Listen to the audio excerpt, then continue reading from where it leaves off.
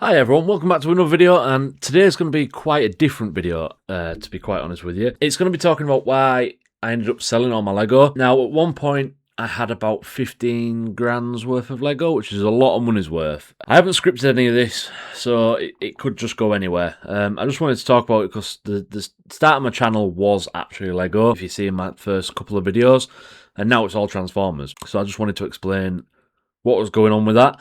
So I started off doing content with TikTok, and that was kind of my main thing, and it was just purely Lego because that's what I was into. It got to a point, basically, long story short, I'll try and keep it, quite to the point. Lego is a very unaffordable hobby for a lot of people, and it was very, very expensive. I spent so much money on it, and I got myself into quite a lot of problems with it. I got into some pretty bad debt with it, and I bought my first. So let me just start from the beginning. So when I was a kid, I used to absolutely love Lego. My favourite things were Hero Factory, and I really liked the Lego Atlantis stuff. I remember them being like my top favourite things, and when I was a kid, it's all I'd play. Well, no, to be fair, I'd play with Transformers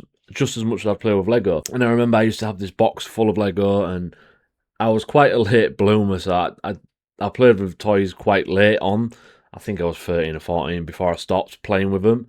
And as you can see now, I've still got toys which I love. But Lego, it was a massive part of my childhood, and I absolutely loved it. One day I came home from school, and it turned out my mum just gave it all away, and that was horrible. I used to just love. I remember it was Black Ops when Black Ops 2 came out. I used to make all the guns from Black Ops 2 out of just my spare parts, and if I can find some photos, I'll show you. I just used to love building stuff. It's a very similar story with my Transformers. I had to sell them. No, that's a lie. I was told to give them away, and looking back on it now, I really regret it. But I've got such a better collection now, and if I can find a video of that as well, I will play that now. So you have Bumblebee, Wheels Rack, Cliff Jumper's just back there, and then we have Roadbuster from Dark of the Moon, Soundwave, Rank Case, and Deluxe Bumblebee from Dark of the Moon. For the Voyagers we have, what's his name? I think it's Sky. I'm not sure, but I've got his name. Sorry, guys. But there's Optimus, Transformers Prime, Megatron. Just behind there you can see Optimus from TF Prime, and then there's Ironhide. And for the other stuff we have Weaponizer Bumblebee, Human Alliance, Dark of the Moon Bumblebee, and Leader Class Megatron from Revenge of the Fallen. Thanks for watching, guys, and see you later. So hopefully I did find the video, and that was like my little collection of Transformers. That was just some that I had at the time. Bear in mind I was very young then, and I was trying to do YouTube then. I've always tried doing YouTube, but it's never really took off very well. But yeah, back to the Lego. When I was 18, I bought my first Lego set for a long time. I think it was the Lego Creator VW, the Bug. I bought that, and I absolutely loved it. So then I bought the VW camper van, and I loved that as well. I bought quite a few sets, but I didn't go mental. And then I met my partner. It turned out she loved Lego as well, so that was kind of perfect. We both ended up buying a lot of Lego before we'd even moved out, so I was still living at my dad's at this point. If I can find a photo of that, I'll definitely show you, because I was just buying sets that I wasn't even bothered about. So, I ended up buying the Titanic, which I've got no idea why I was interested in the Titanic, I just was. The Millennium Falcon, which I don't even like Star Wars. I bought the Star Destroyer, which was a horrible set anyway, and it was just very expensive. It eventually got to a point where I was spending £500, £600, £700 a month on Lego alone, and it was just...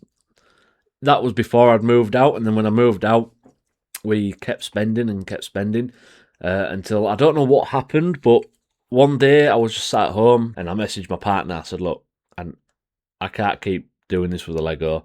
We need to sell it. And this room in here is where my Lego used to be.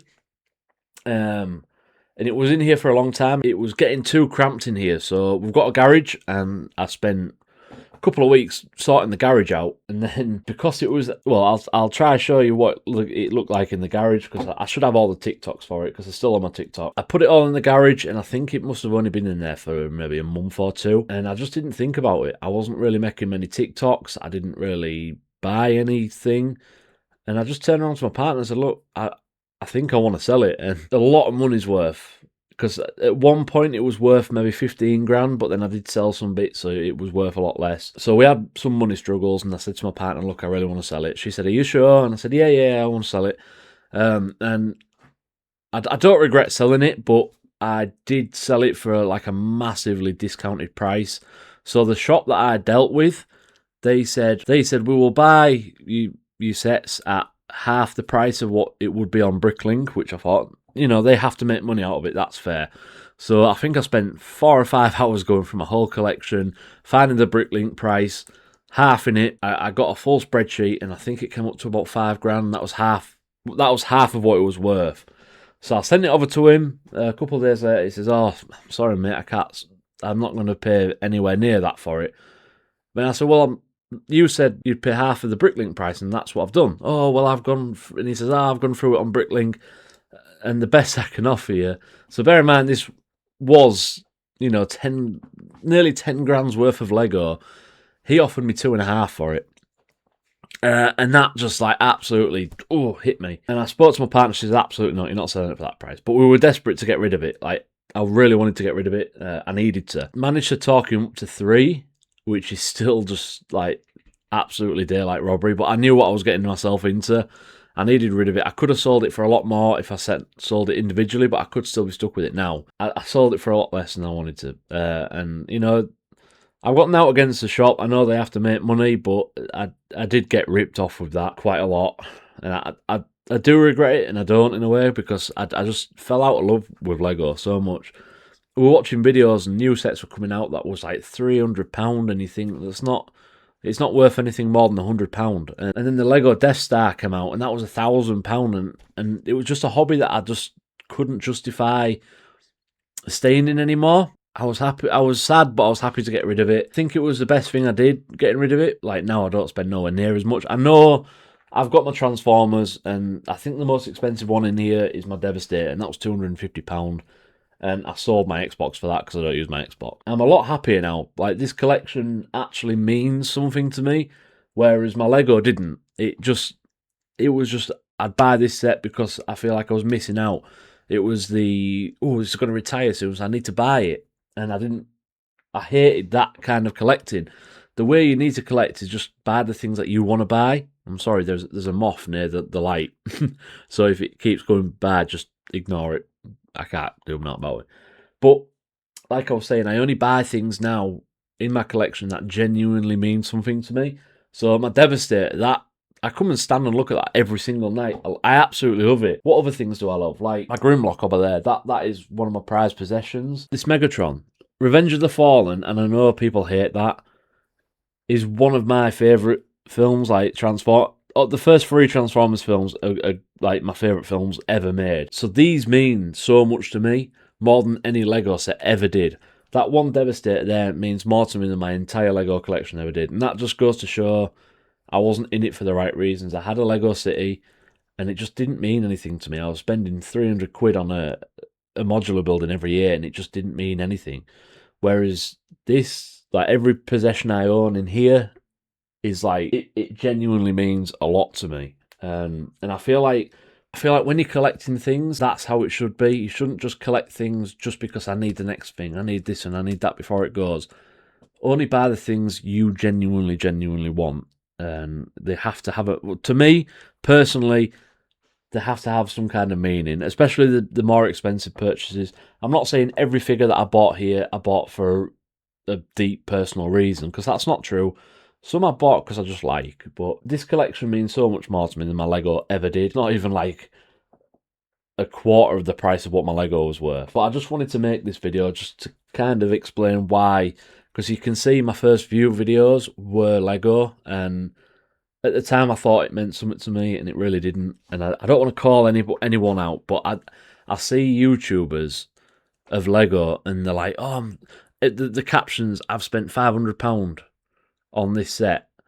And it's just not, it's not like real life. People can't just afford £500 on a set. And when they're doing it every week as well, if you're a Lego collector, it'll make you feel bad because it's like, well, why can't I afford as much as everyone else can afford? I know that's just a genuine, an overall problem with everybody at the moment. I know people don't have money. You know, if you want to buy Lego, you do it. I've got nothing against you. But to me, I just don't see the value in it anymore.